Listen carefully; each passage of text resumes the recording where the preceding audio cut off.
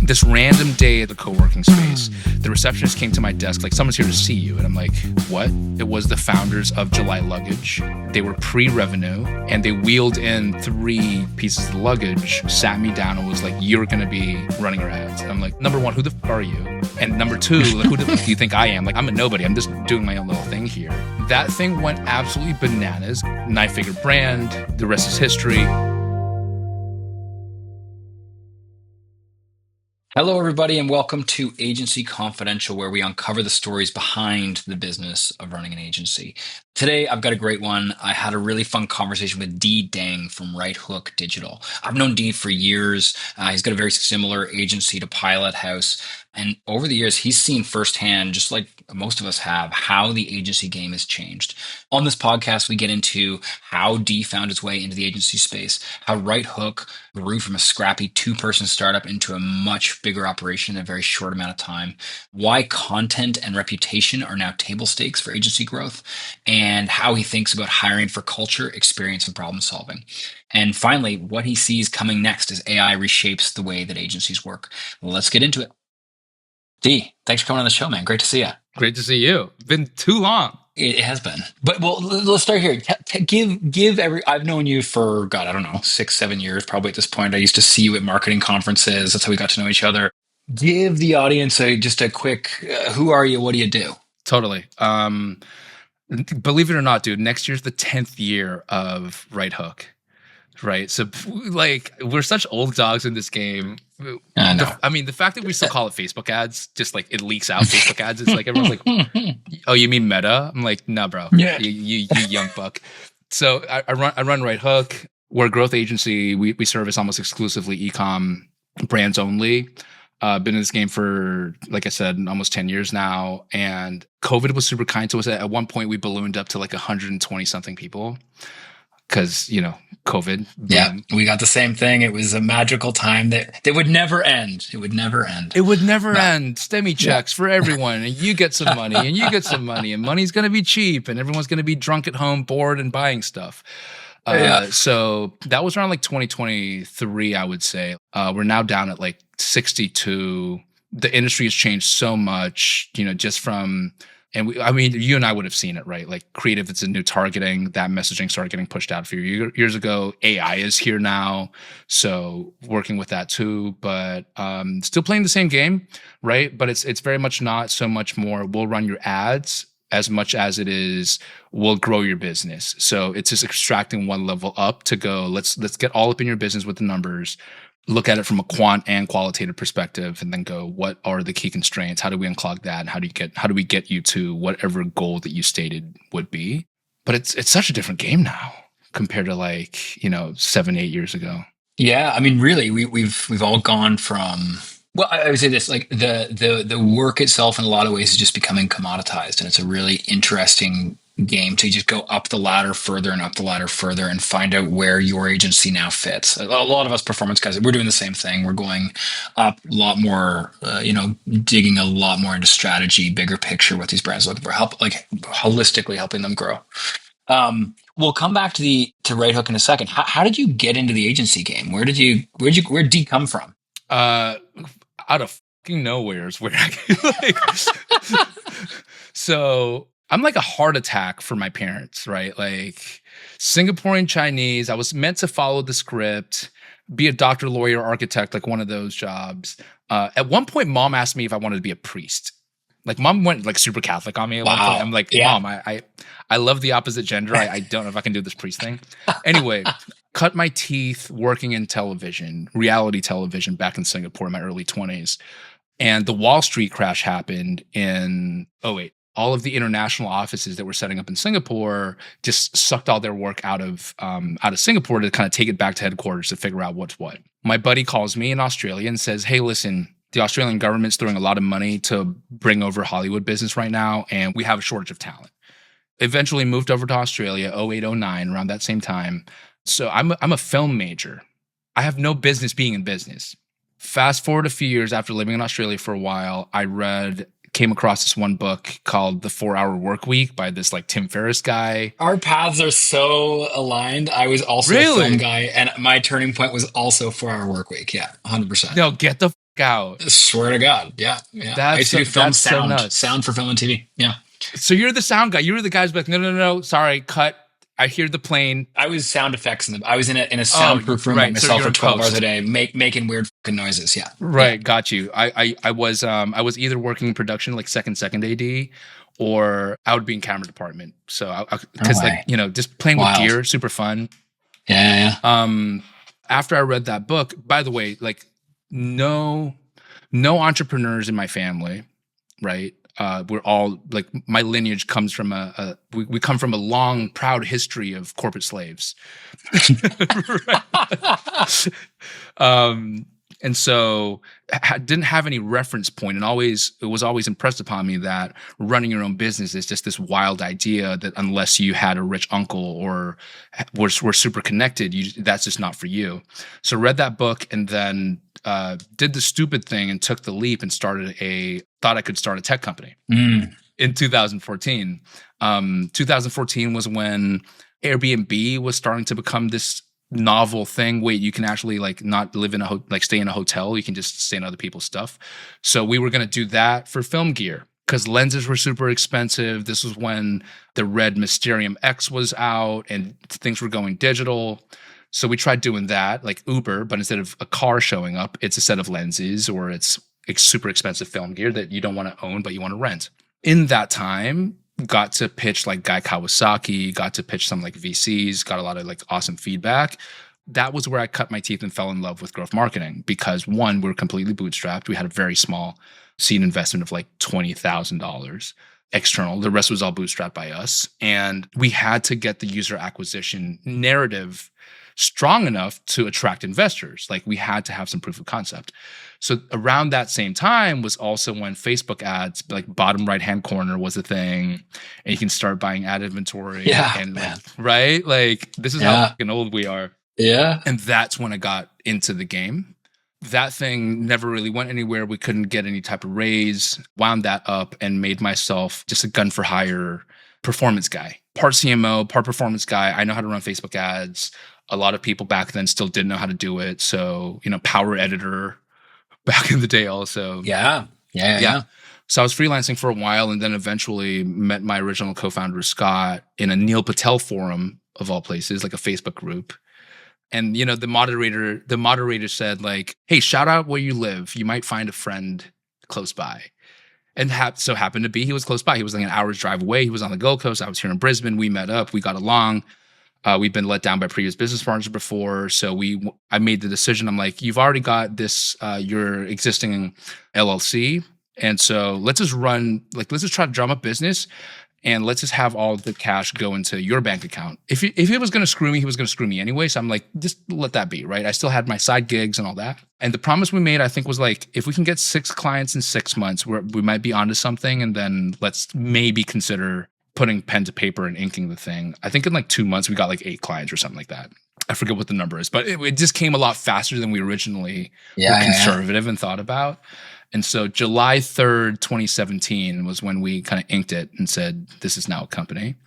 We started off, hey, if you're service-based, we'll run your ads. If you're e-com, we'll run your ads. If you're info, run your ads, right? Like if you have 2 pennies to rub together, we'll run your ads. Just pay us, please. Yeah. Movie theater in Cincinnati. Yeah, you're our guy. We specialize in totally. those. Yeah, totally. Yeah. We are experts in cinema, foot traffic, no problem. And then eventually decided, you know what, this is absolute insanity. We do need to niche down. Otherwise, we've got like just 12 playbooks for 12 different niches, and it's so difficult to hire for. So decided e-com was going to be the thing because Scott had an e-com brand also, and I worked with a few, more so on the retail side, but physical product retail. So we just went, e-com's going to be the game, and then, managed to scale a few brands up to like 9 figures. And then just went, okay, so I guess we kind of know what we're doing. And now here we are, still trying to figure out what we're doing next because AI. Yeah. Well, we're on the same boat, thankfully. The whole damn world's in the same boat. What were those early days like? It's very, very similar to me and Kyle when we started our first company. It was just, 2 guys. We just started getting some clients and then some more fell in our lap and we just started building a team. What did your team look like early on? Like, were you guys like, we're turning this into a big thing like from day one, or did you kind of fall into it? I think that was the attitude, right? The attitude was like at that time we were both in our like I would say like early 30s, both family men, so both had a little bit of a chip on our shoulder with all the other failed ventures that we tried in the past. So it's like if we're gonna do this thing, let's fucking do this thing, right? Which in hindsight was a lot of hubris. It was like 30-year-old dudes with 20-year-old energy, just like like 20-something-year-old naivete. And so we did take that approach of let's see how hard we can push this thing. So the early days was just like literally two of us, both hands on. I would handle the absolute front end and the absolute back end. So what I mean by that is like CRM builds, email flows, nurtures, building SOPs for work management. Back then we were still using Asana. You expensive fuckers, Asana. Oh, they're all crazy. Right. So I would be absolute back end there, and I would be absolute front end discovery calls, lead gen, like wooing clients, etc. And then Scott would handle the messy middle. That was the agreement that we had. Eventually, that grew to 4 people. We had Paul, Beck, Scott, myself. And along the way, because that was when I started showing up on the scene, because I was just sharing different things we were trying in Facebook ad buyers, ad leaks, triple knowledge, like all those Facebook groups that used to be the place to be. And then started getting invited to conferences or to do like a live thing with one of the moderators of those groups. That was when we met also. And I think that notoriety started like, team became 8 and then 12. And then one day I woke up and it's 120 something. I'm just like, what the fuck is happening? What was the inflection point for you guys? Was it COVID? Was it before that? It was definitely before that. I think the noise that I started making in the game, people's ears were starting to prick up, right? And my mentor at the time, who was also in client services, was like, who's your lighthouse client? And I'm like, what the is a lighthouse client? He goes, well, you can't just keep servicing these people forever. You need to find case studies, right? Brands that you might not charge as much when you're first starting out, but the potential there, and you can use that as a case study to start pulling in other brands. And very fortunately for me, this random day at the office, and I was at a co-working space, the receptionist came to my desk and I was like, someone's here to see you. And I'm like, what? Is it a post person? Like, what's going on? It was the founders of July Luggage. They were pre-revenue, not even on the market. And they wheeled in 3 different pieces of the luggage, sat me down and was like, you're going to be running our ads. I'm like, number one, who the fuck are you? And number 2, like, who the fuck do you think I am? Like, I'm a nobody. I'm just doing my own little thing here. Even though we didn't take on pre-revenue, they managed to kind of convince me, okay, let's actually give this a shot and do this. Maybe it might be a loss leader, but let's like go around and find out, right? That thing went absolutely bananas because they are such like sharp operators. They understood the PR game. They understood the big box press game. They understood how that fuels performance and how performance can fuel the other thing, and really played that game really well. They understood that they knew from day one that they wanted to have a retail footprint as well and wanted to have like the Apple store of luggage. And I mean, to go so far as to when it was the Paris Olympics, so after COVID, so this was like what? It was Tokyo first. That was the weird COVID Olympics, and then Paris was next. They were the official luggage for all Australian Olympians. And then 9-figure brand, the rest is history. But the Aussie market, and I guess like some of the American market also, like hearing that we were handling the growth for July Luggage, started bringing on some other name brands here in Australia as well. A few other name brands, like at least like internet famous brands over stateside. Yeah, that's how it kind of started to pop off. How did they find you? Was it because you were out there? Your face was out there? Yeah, I think it was because I was just like, doing YouTube videos, and I would take my like conference talks. I would ask the organizer for the conference recording, and then I'd just put that onto like content. That, and also we ran ads as our main acquisition channel. So I think a combination of those two things just made people go like, I kind of want to work with this guy. He looks like he knows what the hell he's talking about. It's amazing how content does that and how few people. I mean, I think it's changing now, but we have the D2C podcast, CDC newsletter, and when we had the podcast, when we had it does great. It's a fantastic business. When we had the podcast, I think we were honestly getting 10 to 20 listens per episode.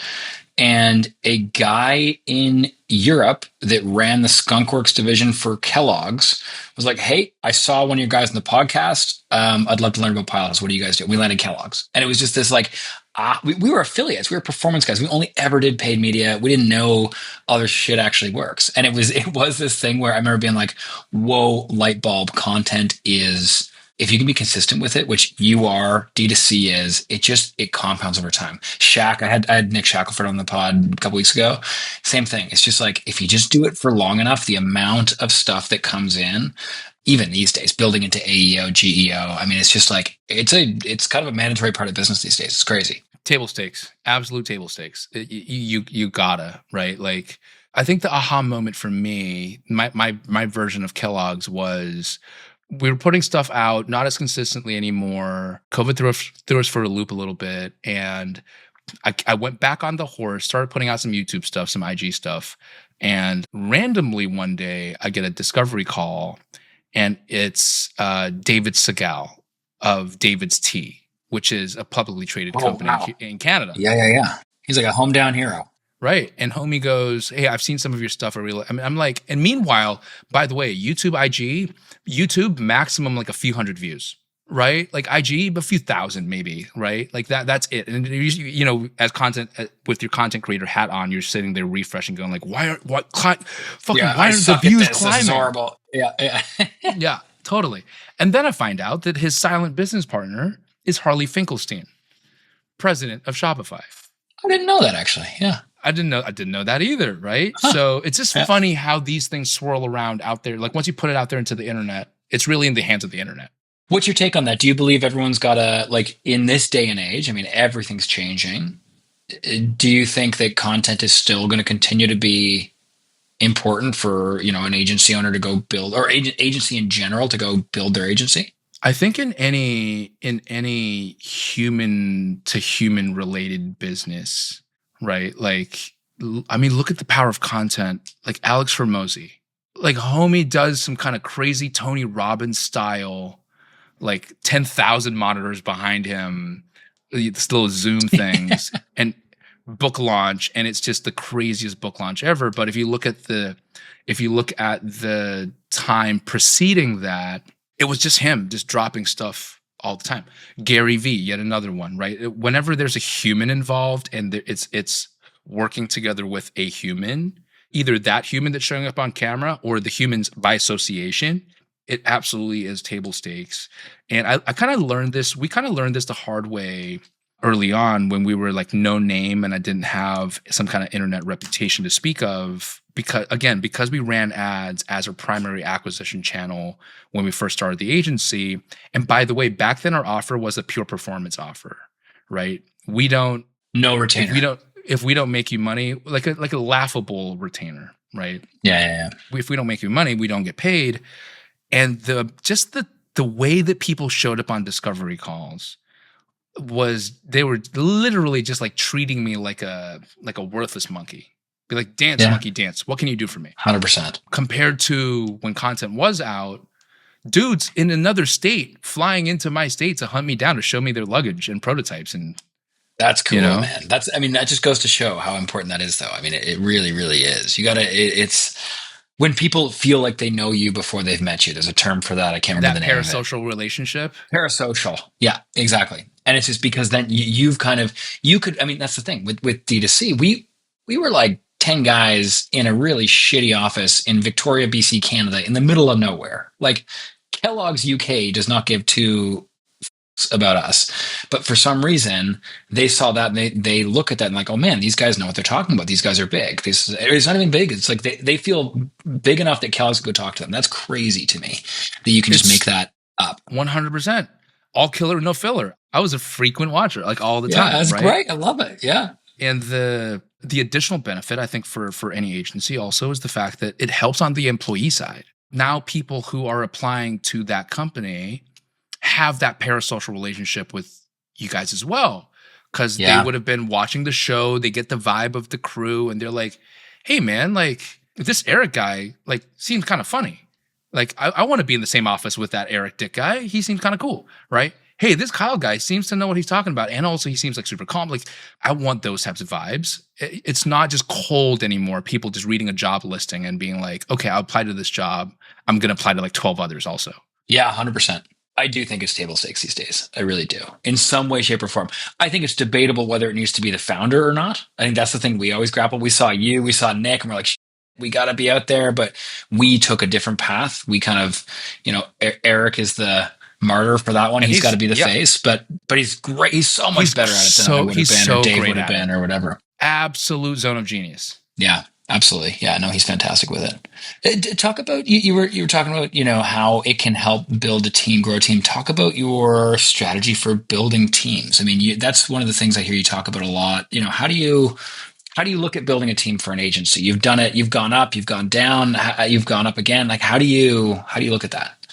It's funny. I was talking to a buddy about this on another pod 2 weeks ago, and we were talking about hiring for culture. And he does a really good job of it. This guy, like, homie's about to take his business to 9 figures as a fulfillment company, right? He's in his like late 20s. Yeah, super sharp. And he goes, "D, I almost exclusively hire for culture." And the conversation I had with him was, that's so interesting because I think a lot of business owners, especially early on when we start, we almost have this narrative in our head that we don't deserve to hire for culture. We need to hire for like technical competency to make like things work, right? They need to be extremely capable. And the second fallacy, I think, is that we believe that it's binary. You either hire for culture or you hire for technical capability. You can't have your cake and eat it too. And time again, it really has been shown to me that as much as possible, absolutely hire for experience and cultural fit at the same time. And one, I think, hidden criteria that not a lot of business owners look into is hire for spongeability.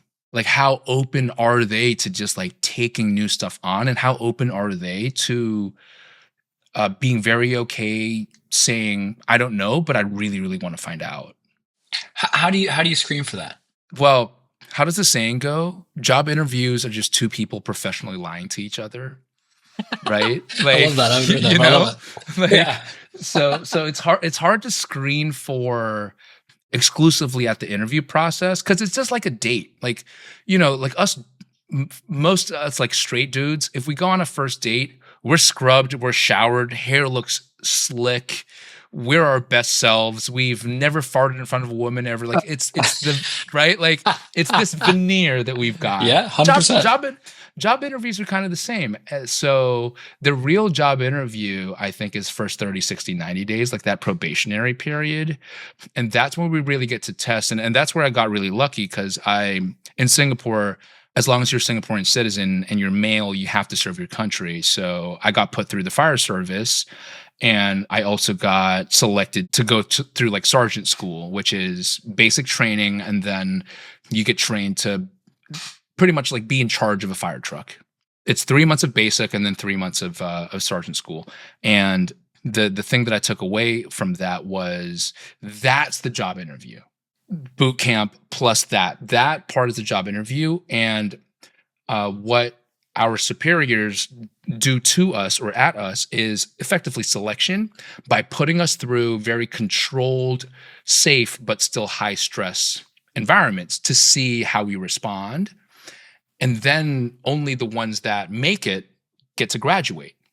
And like, because we run agencies, we're also busy. Typical onboarding is like, all right, here are the SOPs. Here's where you go to the company wiki. We'll meet every once a week to give me a status report. And we usually talk about like, how are things going? Are you feeling good? Who are you getting along with? It's very hunky-dory, just kind of keep things moving.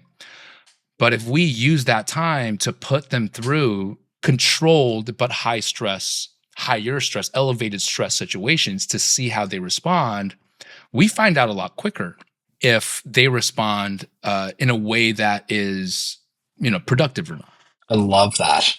What does that look like in an agency? Is it like throw them into the fire, like you're on client accounts, like come into a call with me.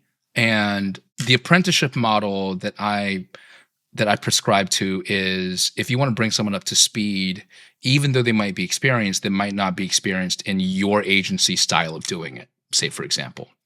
So it's I do, you watch, and you ask all the questions. Ask away, right? I'll be your personal Claude that doesn't get frustrated with you.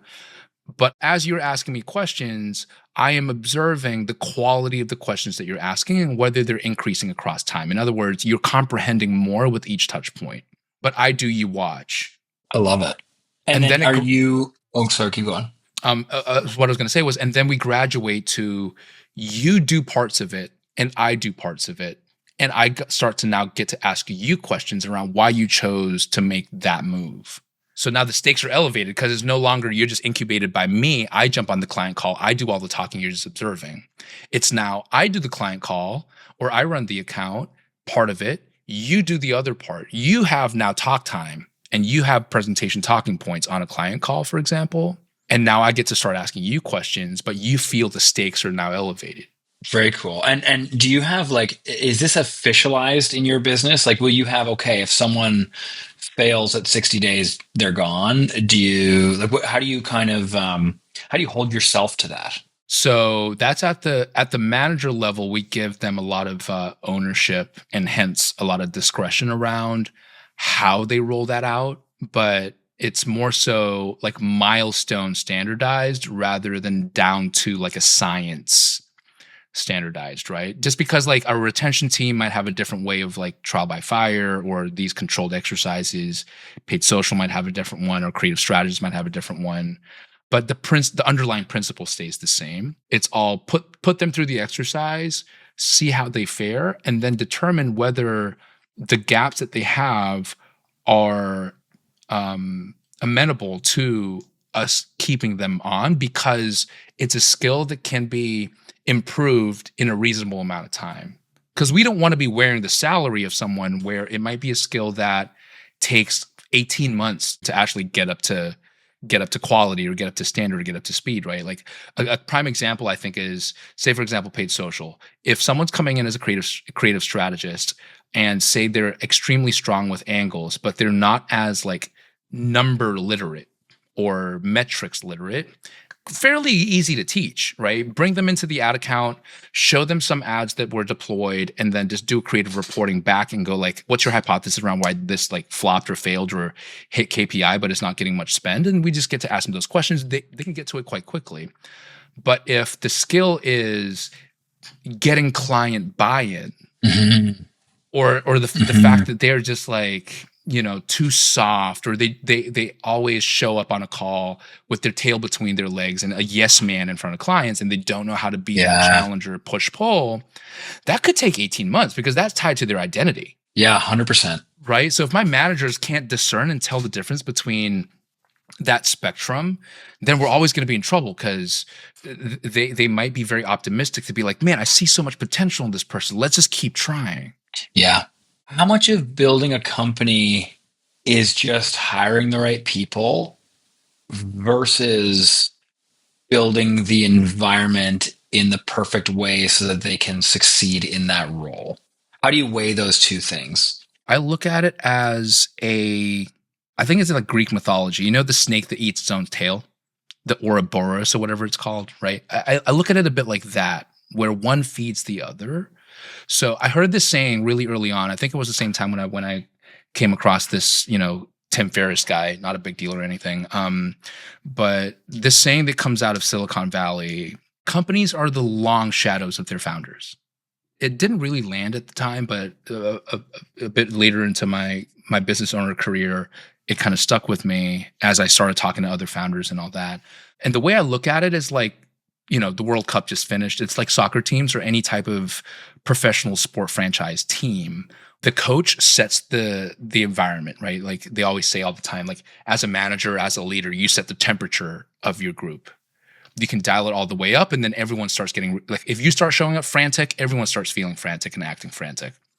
If you dial it down, people dial it down with you. So you're like the DJ that plays whatever music is happening at the time. But the people selection, they make up the vibe also. That's why when Noah was saying on the podcast, when Noah was saying I hire for culture, I go like it's really clicking with me because the people still contribute to the vibe and to what is happening in the environment as much as we can be the one trying to dictate the music and the temperature. They're still very meaningful contributors to that. Yeah, Right. 100%. And like you and I worked in film, like not so much in post, but I know definitely during production, like one of the biggest criteria for selecting who gets to come on the crew or not is like, can I be okay getting stuck with you on an island for like 40 days? Yeah, 100%. Right. Because film sets are just so grueling and so stressful, like all the time. So they select almost for that first because you're stuck in close quarters. We're always behind. I've never been on a film set where we're ahead like the entire shoot, right? So it's much like that. And that's what I mean by like a lot of business owners fall into this trap of thinking like, oh, but we can't afford to do that. We got to get technical competency, even though they might be like, and then they end up with like, toxic rock star. Yeah. I like what you said because it is a balancing act. You can't do one without the other. And we in the early days of Pilot House, it was all nobody knew anything. We trained every ounce of anything marketing related into these people. They were all pretty young. And I remember we hired somebody who was relatively well known and they had this experience that we thought they had, and they came in and it turned us off hiring for experience so heavily that we just didn't do it for years because we're like, oh, it doesn't work. You can't hire for experience. You just have to hire for and train up, train up, train up. And we're only like, honestly, like we're 6 years into Pilot House. We're only just kind of relearning how to hire people for experience that also fit culture. And holy shit, is it a amazing thing when you get the person that just fits and is amazingly technically competent. I used to be the CFO. I'm not a CFO. I shouldn't be the CFO. I was the CFO. And then we hired somebody who was, well recommended to be the CFO, and it did not work out. And we were like, man, is this how it's supposed to go? This is crazy.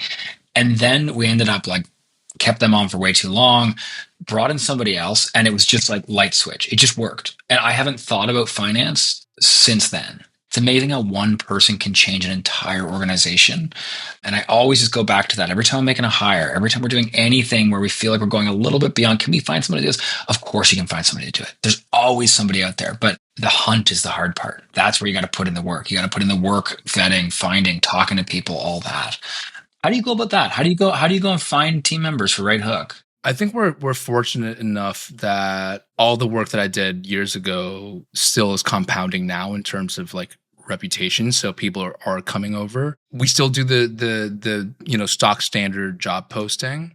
And one, not so much a hack, but like a little trick that I found also is looking out for agencies and people working within agencies that recently got acquired. Because that's usually where culture goes to die. 100%. Yeah. Right. Because it's like, or even if it doesn't go to die, it won't be the same as it was previously. And a lot of employees will like kind of lament that and be like, I miss the good old days, man. Like these overlords just came in and like whatever. You hear story after story of it happening, right? It happens as part of the game of an agency getting acquired. There's no question. Yeah, totally. And so we've got some very key team members now who were exactly that type.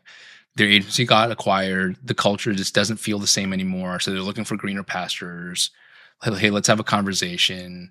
And it's a double benefit. One, we get the experience. Of course, we're always vetting for culture. But the other part is we're not only getting their personal experience, we're getting someone who's felt the vacuum of culture. So they'll fight even harder for, you know what I mean? They'll even come here and be like, wow, I really want to maintain it here. Yeah, that's interesting.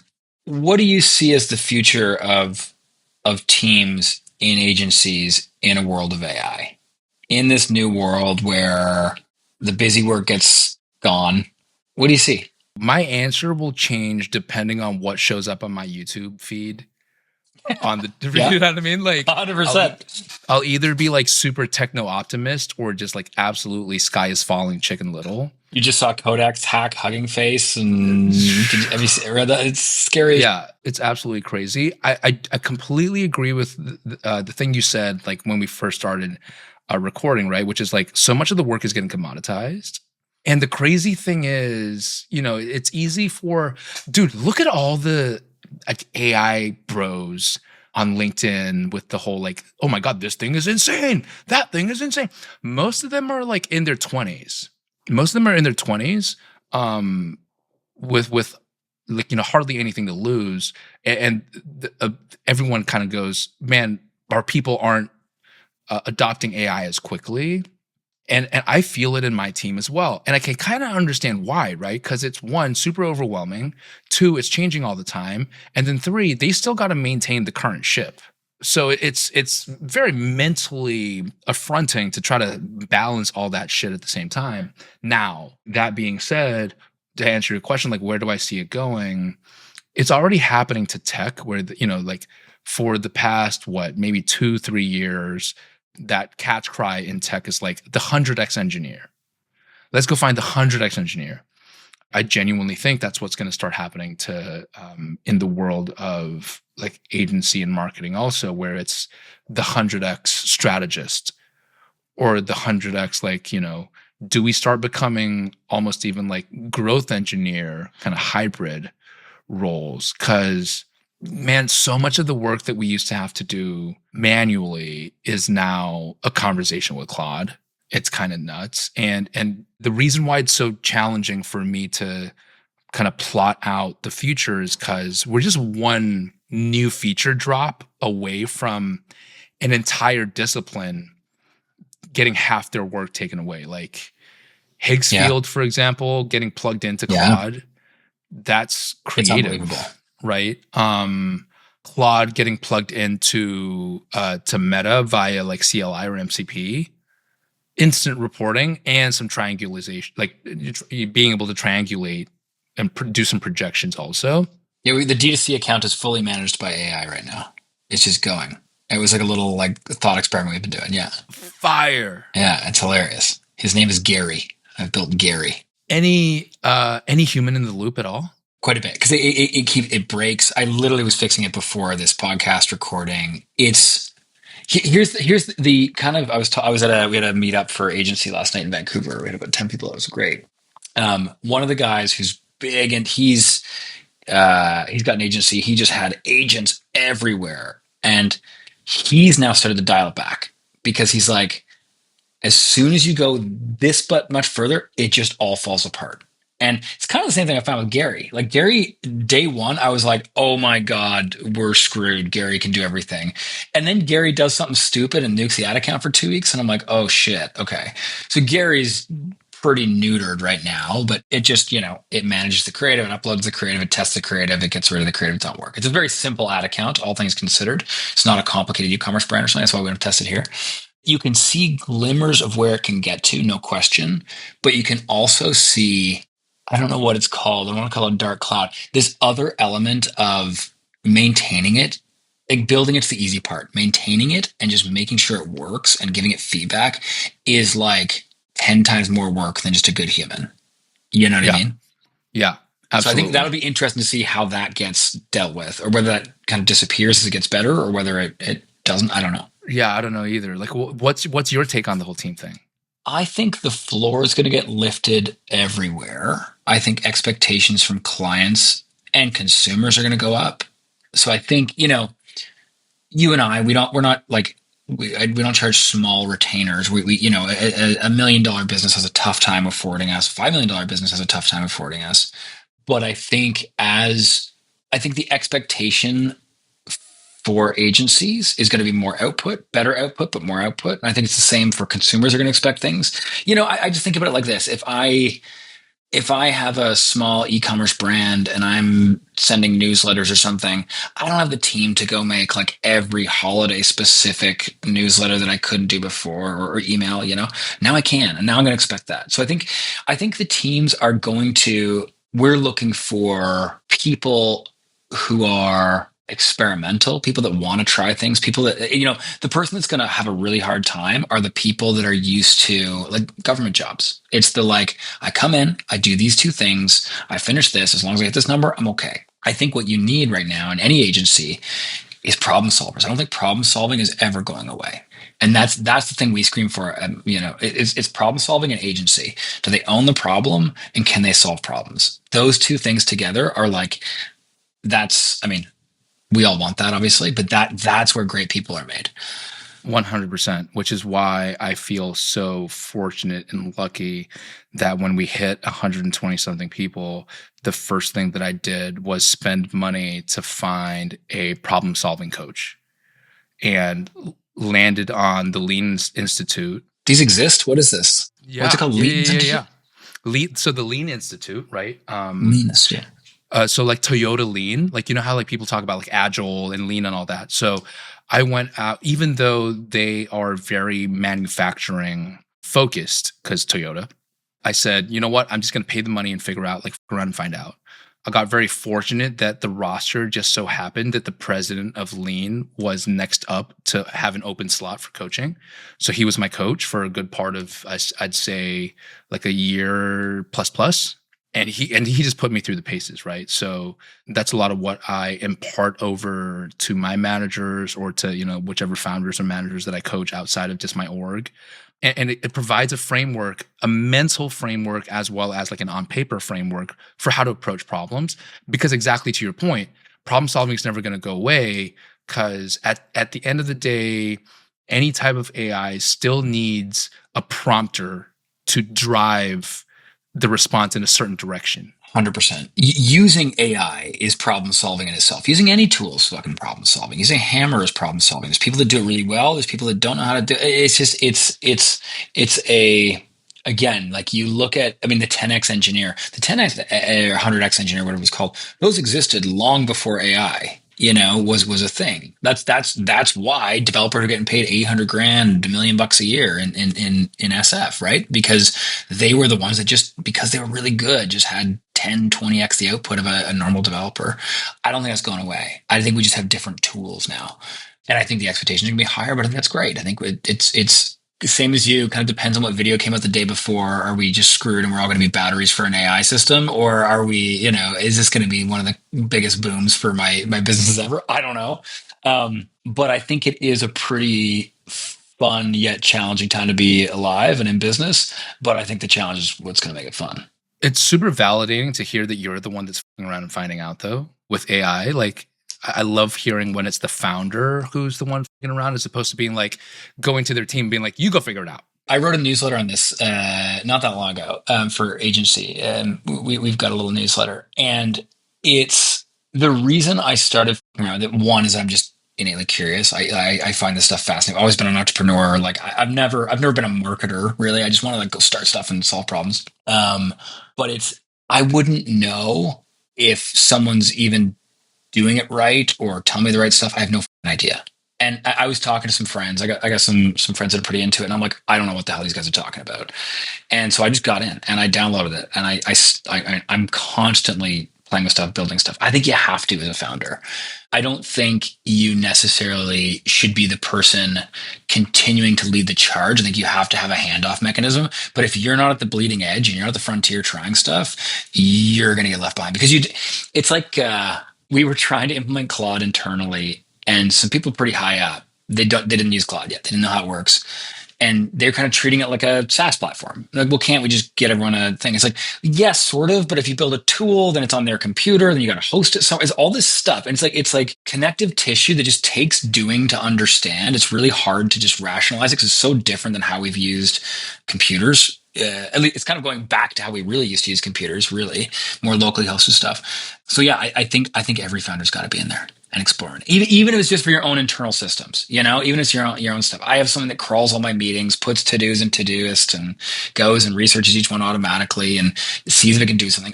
I love that stuff. I love tinkering on that stuff, but that's how I'm also learning what can we implement in the businesses. Yeah, for sure, 100%. Like my version of that, the thing that got me in deep, because before that I was just like vibe coding stuff, and I thought like, okay, you know, this is kind of dandy and cool. But when Andre Karpathy dropped that a few months ago, he put out this tweet around the LLM wiki, like using AI as your second brain, and then having a folder structure or using something like Obsidian to house that second brain. As I spent probably 90% of my waking hours with VS Code on one side and then Obsidian on the other side, and everything feeds into it to the point where I've got my, like we have Fathom or ClickUp, Meet Note Taker, and it usually is like biggest takeaways, et cetera, et cetera. I took it one level deeper and I was like, let's do a psychoanalysis of every call that I have with my managers, for example. If it's like a one-on-one call, let's do a psychoanalysis of like my personality profile and what I could have done better and my inclinations and theirs. And that will feed into like a dossier file, like a contact file of D. These are his inclinations. He talks too much here, over explains, has some insecurities here. So like overcompensates by talking more. I'm like, oh, cool. Let's work on that for next week. And then same deal for whoever I'm talking to. So even with prospect That's calls. amazing. So it's so fun on top of all of the other stuff I'm building. It's yeah. I find it fascinating. I think it's an entrepreneur's wet dream right now. It's just the amount, there's very few limiting factors to actually getting stuff done now. Whereas that used to be the only constraint. excuse, but yeah, and which are becoming a larger and larger part of my budget, unfortunately. But where can people find you if they want to learn more about Right Hook or what you're doing? You have some, you're doing some coaching as well. Yeah, so I've got a small little school community. It's mainly for effectively managers or founders who have like teams that are scaling and they need some type of framework to manage a bunch of new people or be better managers themselves. School.com/the expansive manager, dashes in between. Come run and find out. And I've changed my handle now. I'm a Yo Uncle D on socials now. No more dose of D? Is that what it was? No more dose of D. So it's now Yo Uncle D. Okay, well, I'd love to do this again sometime. This is a really great chat. Let's catch up soon. Let's do it.